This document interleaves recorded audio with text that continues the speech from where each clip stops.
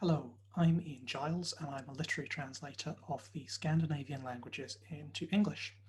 And today I'd like to read an excerpt to you from My Husband's Lover by the Danish novelist Sara Bouchet, which is seeking a publisher. This is a slow burn thriller exploring love, oblivion, and memory. The sudden death of Susanne's husband Karl on the eve of their new life in retirement in the Loire Valley rocks her world and forces her to confront the past. In this excerpt from the first chapter, Susanne has just been informed of the news by the local gendarmes, and she's on the phone to her daughter, Laura. You'll see, someone's taken his wallet, and that's why you think it's him, Susanne says, hope making her vulnerable. Do you remember that time in London when he didn't notice them stealing his phone on the underground? He can be so absent-minded. You'll see, that's what happened. Susanne is speaking far too quickly, as if the room is collapsing around her and something is squeezing the air out of her lungs, sucking the oxygen out of the kitchen. It takes great effort just to draw breath. He hasn't visited you, she whispers again. He always tried to drop in on Laura and her husband Ture and their son Janus when he was going to meetings or conferences in and around Copenhagen. He even preferred to spend the night in their claustrophobic little flat in Vesterbro rather than a hotel. No, Mum, I've already told you, he's not been here. And Susanne has no idea why she's asking again. Perhaps there was something unconscious in Laura's voice when she answered, as if she was hesitating or holding something back. Susanne closes her eyes. It's not him, she repeats, trying to sound composed. Her most important task right now is to reassure Laura, and she needs to hear someone say it aloud. It isn't Karl they found on the ferry.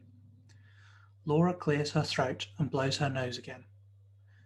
I'll get hold of Ture, she says eventually. He needs to come home to look after Janus, and I'll drive to Aarhus straight away. Susanne nods, but Laura can't see that. Promise me you'll call when you get there, she manages to say, before nausea suddenly rises up in her.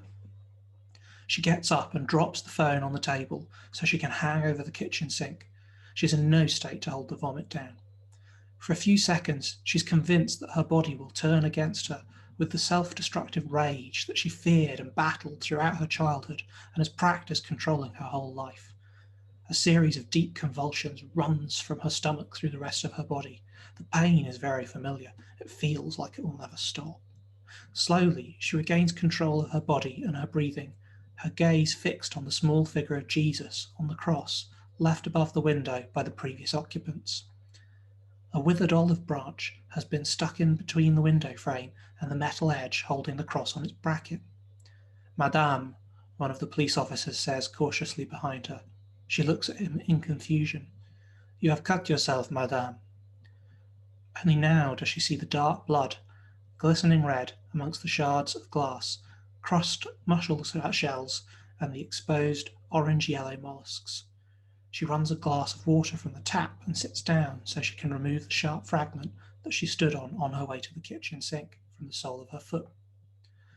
The two gendarmes watch her patiently as she carefully cleans the wound with soap and water, then wraps kitchen paper around the arch of her foot to stop the bleeding before putting her sock back on.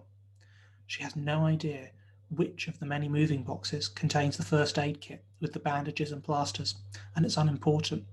All she can think about is Karl. She needs to find him and prove it isn't him who is dead. The man on the ferry is someone else's husband.